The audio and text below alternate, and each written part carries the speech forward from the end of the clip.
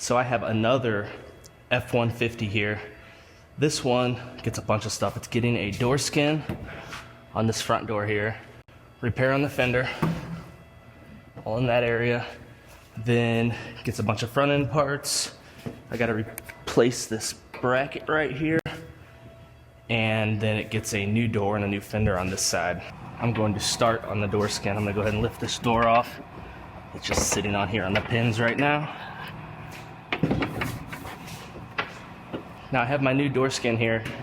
Now even though these are aluminum, these are actually done pretty similar to a steel door skin. The main difference is whenever you fold this lip around the door shell, you can't flatten it out like you would on a steel door. You actually have to kind of leave it rolled, because if you hammer it flat like you would on a steel door skin, it'll actually crack the aluminum across the edge. Today's episode is brought to you by my friends at Panther Pro and their complete fit glass system. Many of you can absolutely lift a windshield out all by yourself. You could even sit one all by yourself. However, this is destroying your shoulders and back. Not to mention the risk of possibly nicking the paint on either side of the windshield or on the hood of the roof. Anything's possible. I've seen it happen before. Whenever you're trying to sit a windshield all by yourself, it's very, very awkward. My friends at Panther Pro made this process very simple. You just drive over the base, set up the arm, and it sets up in less than 2 minutes. Very, very simple. You have a controller to control the speed, the up and down speed, and you could easily, slowly lift a windshield out or sit the new one back in all by yourself. Stop distracting your other employees. Stop destroying your shoulders and back. Go to pantherpro.com and get yours ordered today. I'm gonna go ahead and get this door skin cut off.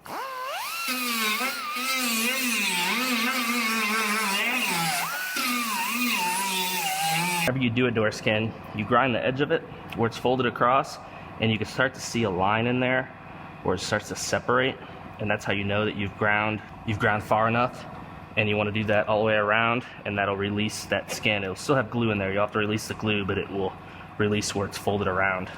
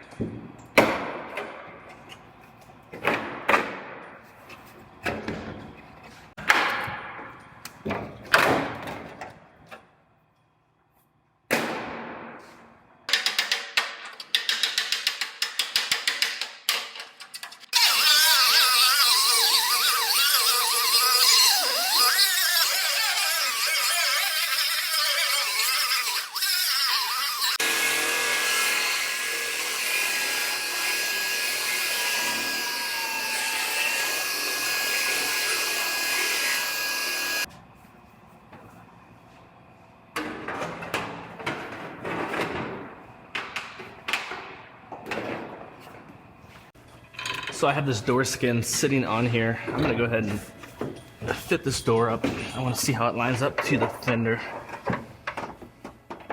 Now you guys can see here how it's sitting down and back a little bit. So I'm gonna take these clamps loose. I'm gonna try to shift that skin around to get this gap lined up good.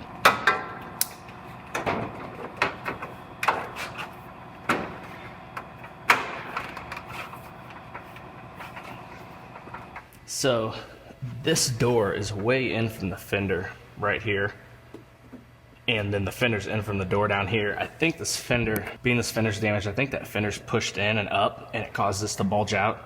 I'm gonna lift the door back off, and I'm gonna go ahead and work the edge of this fender, see if I can get that fender into shape.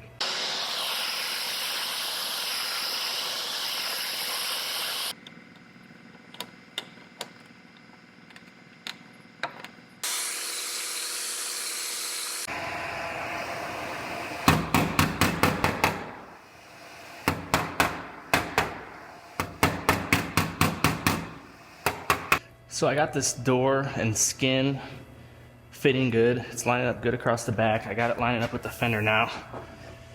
I gotta do a little more work on the fender here, but I got my line lining up. So I'm gonna go ahead, I'm gonna lift this door back off, and I'm gonna go ahead and get this door skin put on permanently now. Now I'm putting a few sheet metal screws around the edges of the door. I'm gonna use those as alignments to make sure this door skin goes back on in the exact same spot. I'll run these screws in after I put the glue down, and that'll ensure that it's exactly where I have it right now.